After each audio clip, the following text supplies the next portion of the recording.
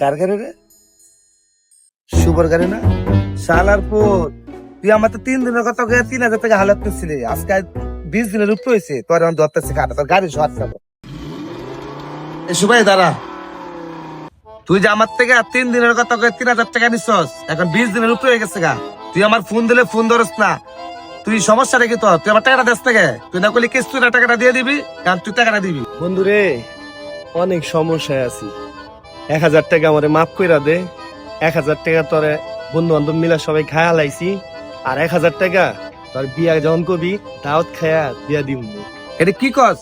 তোর কাছে টাকা দেওয়ার সময় কি এরকম কোনো কথা আসছিল? হাজলামি করস, টাকা ঢাক্কন দিয়ে যাবি। এত কাহিনী কি? তোরে 3,000 টাকার হিসাব দিয়া দিছি না? এলা তোর হিসাব লিয়া তুই থাক, আমি যাই বিয়ার সময় দাওয়াত দিস।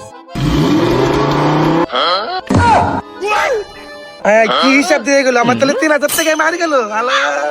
বন্ধু বান্ধব